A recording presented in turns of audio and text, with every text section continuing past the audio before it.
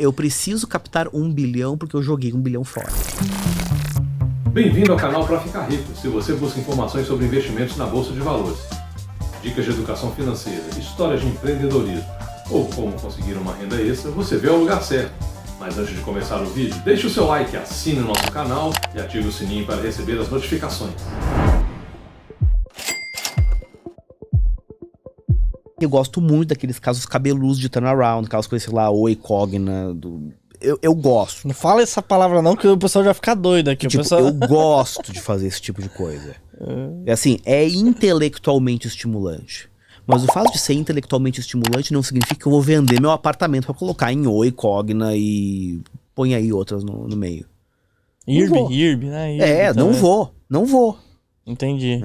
Isso dá um temperinho, né? Tipo, você analisou no ali caso do IRB, definitivamente, nem essa lata de coca eu vou pôr. Eita. Prefiro a lata de coca. Né? O Warren Buffett também prefere a lata de coca, né? Ele gosta. Ele toma todos os dias, não tem e nunca vai ter. Ô Ricardo, você falou, você já puxou aí uma ação que o pessoal fala muito aqui, ó. Batemos mais de 300 pessoas ao vivo. Quantos likes? Aqui, 170 likes, galera. Dá pra chegar a 200, bate 200 likes que a gente vai falar de IRB. Bate 200 likes que a gente vai falar de IRB agora. Cara, esse caso em particular, eu acho ele muito bom. Eu acho ele muito bom. Assim... Esse, assim, é um caso que... Eu tenho certeza... Eu tava ontem. Ontem eu fui tomar um café com uma ex-chefe minha. E a gente chegou a essa conclusão. Se alguém escrevesse um livro a respeito dos... Da IRB? Não, a respeito, assim, ó, dos casos mais interessantes do mercado brasileiro, sei lá, de 2000 pra cá. E pusesse assim, em ordem, do tipo assim, ó, do mais chocante pro menos chocante. Cara, o caso IRB, ele tem que ser o primeiro da lista. Mas o Ike, não sei o que. Não, o caso IRB é muito mais interessante do que toda a história do Ike. Nossa, é muito mais interessante do que as OGX, as empresas. É muito mais interessante. É muito mais interessante. Já chegou nos 200 likes? Ou a gente faz uma introdução chegou, um pouco maior? Calma aí, tá chegando 195, vai gente, 5 likes, chega assim. 330 pessoas. Galera, dá o like aqui, ó. Chama a torcida do IRB, aí, ó, o Eduardo comentando. Chama a torcida do IRB. Depois fala de OIBR, Cogna, Mel, Rani, Mitri. E o pessoal não para de comentar aqui, Ricardo. Então já chega. Deixa eu ver se deixa eu atualizar aqui, que às vezes dá uma travadinha. Então, pra gente dar o corte correto. Ricardo Schweitzer. Isso aqui vai dar um corte. Esse daqui vai dar um corte. Ó, o pessoal que tá acompanhando aí, os editores, né? Porque eu tenho editor que já estão olhando aí ao vivo. Ricardo Schweitzer, IRBR é a oportunidade da vida ou não? Não, ó, já acabou foi direto. Acabou o corte. Vamos lá, deixa eu explicar. O que acontece com empresas como o caso de IRB, especificamente? As pessoas olham, nossa, caiu pra caramba, então se voltar a subir eu vou fazer minha vida. A pessoa olha lá, R$45. Pô, bateu agora, tá 1,40 a última vez que eu vi aqui, 1,40. Aí o cara pensa, se eu colocar 1000 ações e chegar a 40, 20, o cara faz essas contas aí. Sim. Parece que é besteira, mas não, o cara normal, não ele só faz as contas, como já faz os planos. Faz os planos. É mais ou menos como assim, ó, quem nunca na vida, sei lá, foi lá fazer um jogo da Mega da Virada e já chegou em casa fazendo os planos do que ia fazer com o dinheiro, quem nunca fez isso não respira. Pior que é isso daí mesmo. Todo mundo já fez. É a mesma coisa. Eu passei os últimos dias pensando em uma boa analogia pro caso de IRB, porque eu tinha certeza que essa pergunta ia vir. Tá? E eu cheguei a uma analogia legal. Analogia? O caso de IRB é mais ou menos o seguinte. Você não tá solteiro, eu não tô solteiro, mas em um passado remoto, eu tive bastante essa experiência, imagino que você também, né? A vida dos aplicativos. Sei lá, Tinder. O Tinder, ele é uma ótima analogia pro caso do IRB, por quê? Porque às vezes você chega lá, você dá um match. Deixa eu inverter a situação, porque senão vão dizer que é sexista, etc e tal. Imagina, sei lá, uma menina tá lá usando o aplicativo, tá? E aí aparece lá um cara que, sei lá, o cara é sósia do George Clooney. Boa. E aí ela resolve dá um match. Né? Ela dá um like e dá match com ele. Aí, começa a conversar, etc e tal, marcam o date.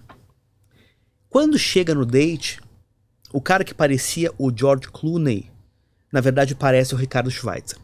O Ricardo já tá... Só que poderia ser pior, o cara poderia parecer o Tiririca. Né? Poderia parecer o ET de ET Rodolfo. O ET já morreu e eu tô aqui tirando sarro com a cara dele. Enfim, vocês entenderam. Poderia ser muito pior. Né? Ou poderia ser, sei lá...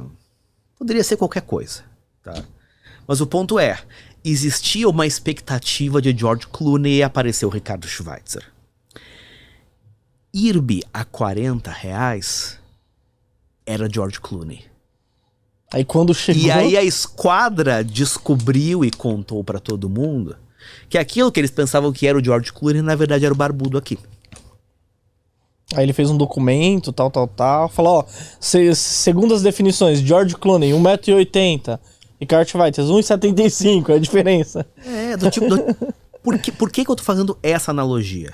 Porque os números dos balanços do IRB que justificavam ele a R$40, esses números eram mentira. Mentira.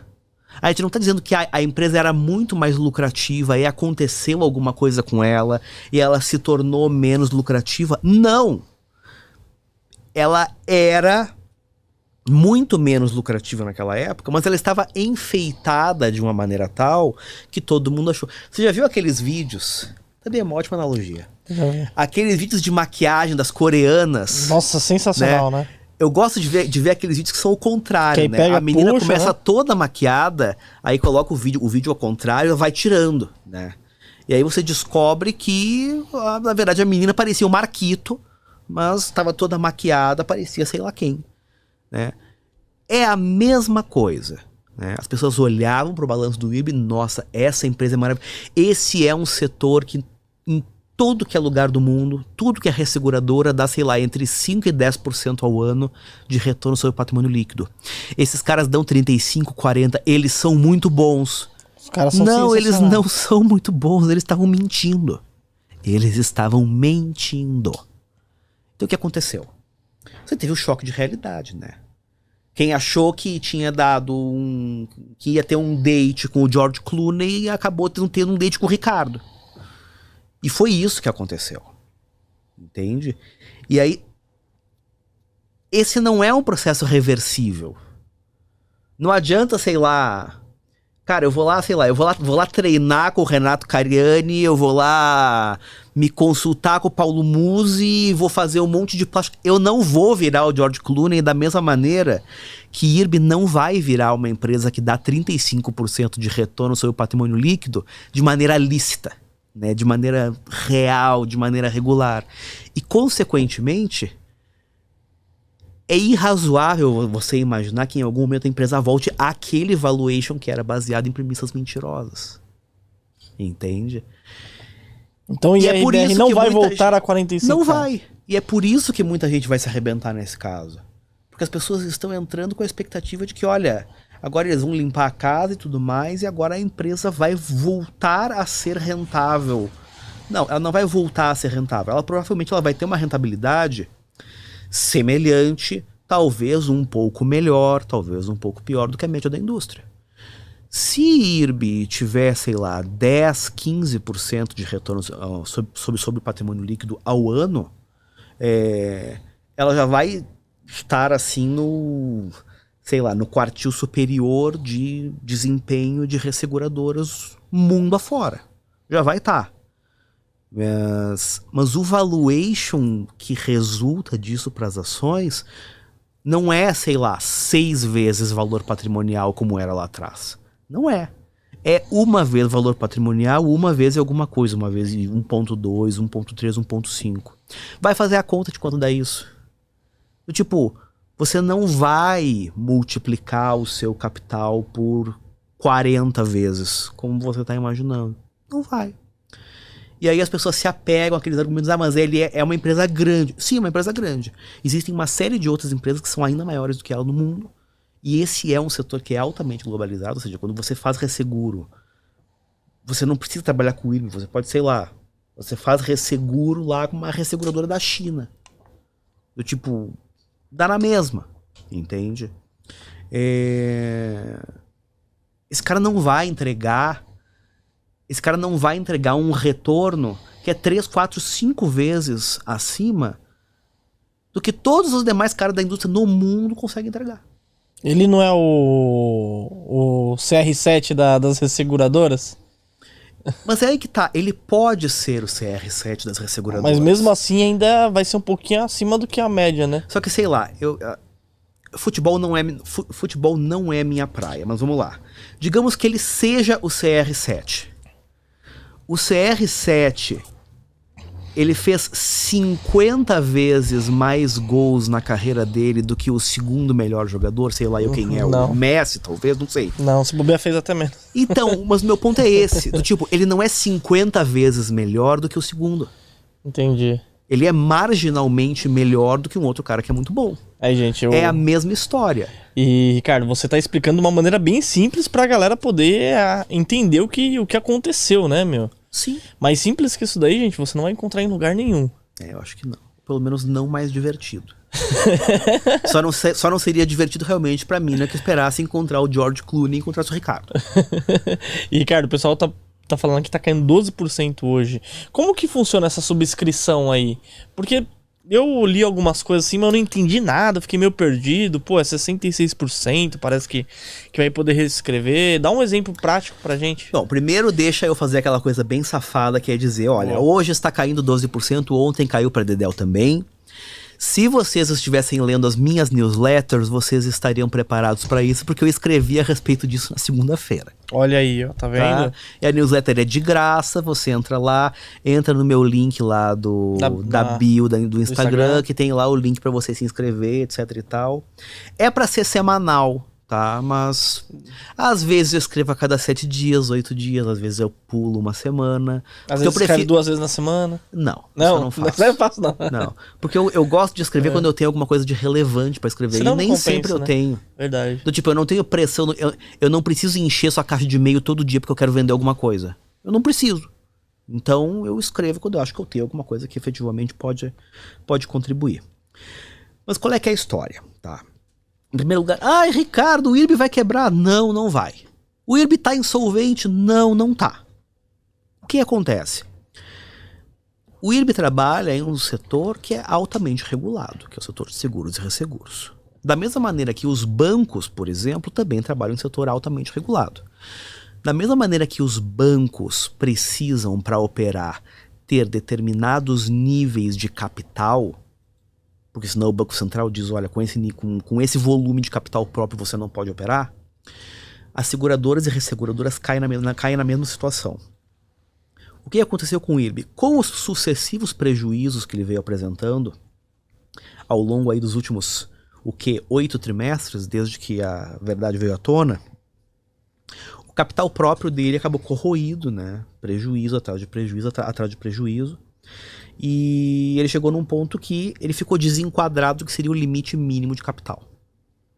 Então, por que ele precisa de dinheiro? Ele precisa de dinheiro para recompor o capital próprio, né, o patrimônio líquido, capital social, para poder continuar operando. Tá? Isso não significa, por exemplo, que ele não tem caixa, que ele está insolvente ou qualquer coisa do gênero. São coisas diferentes. Mas a questão é, ele precisa dessa grana para se reenquadrar.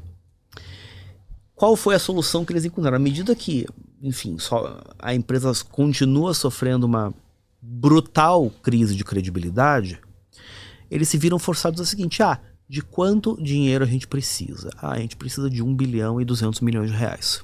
Bom, a gente vai ter que emitir ações, mas a questão é, a que preço os investidores vão se dispor a subscrever as nossas novas ações?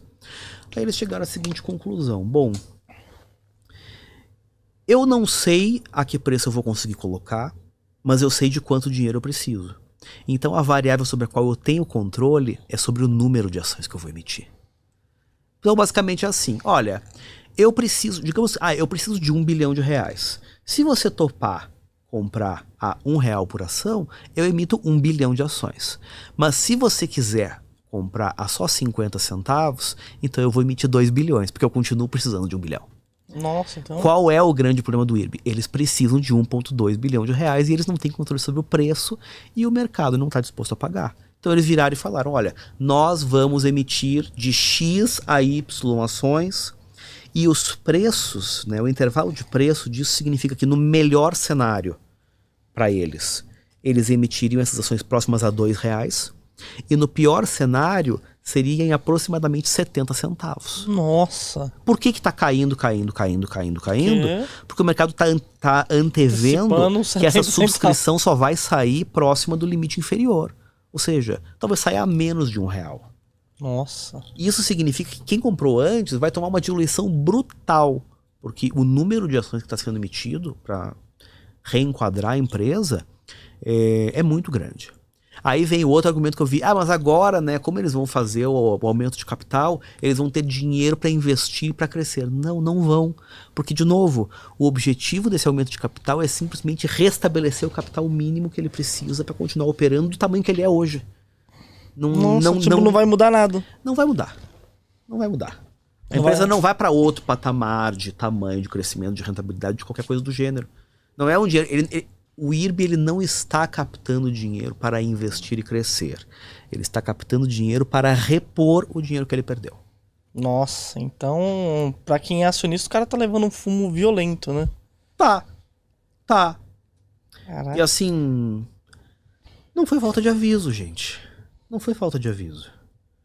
Tipo, existem investidores que estudaram e apostam em IRB e tudo mais. Eu respeito imensamente, né, inclusive pessoas pelas quais eu nutro a mais profunda admiração e respeito, mas assim,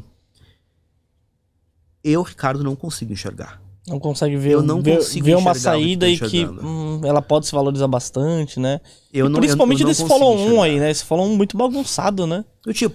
Eventualmente depois do follow-on, dependendo do preço e dependendo de nós efetivamente vermos a empresa parar de sangrar do ponto de vista de prejuízos, eu acho que vai chegar um ponto que a gente vai poder chegar na discussão. Porque eu falei lá no começo, do tipo, não é o George Clooney, né? É o Ricardo.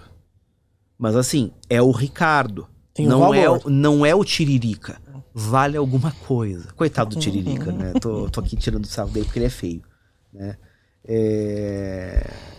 Enfim, vale alguma coisa. Assumindo que a empresa continue... eu não trabalho com um cenário de o IRB vai falir, alguma coisa assim. Não. Então assim, a empresa com continuidade, tudo mais, ela vale alguma coisa. Só que para conseguir chegar nessa discussão, primeiro eu tenho que ver a empresa parar de sangrar do ponto de vista de resultados e eu preciso ver esse aumento de capital se decidir. E são valores muito altos, né, Ricardo? Pô, 1 bilhão, meu. Né? Tipo, é valores, 1 bilhão, meu. Se for, não, eu insisto, né? Assim, ó, eu preciso captar 1 bilhão porque eu joguei 1 bilhão fora. Então, é muito. Tipo, a gente perdeu 1 bilhão, gente. Parabéns pra gente. Excelente, nota 2. Gostou do vídeo? Então deixa o seu like e assine o nosso canal para conhecer mais conteúdos como este. Não esqueça de ativar o sininho para receber as nossas notificações. Mas antes de ir embora, dê só uma olhada nos outros vídeos que separei para você.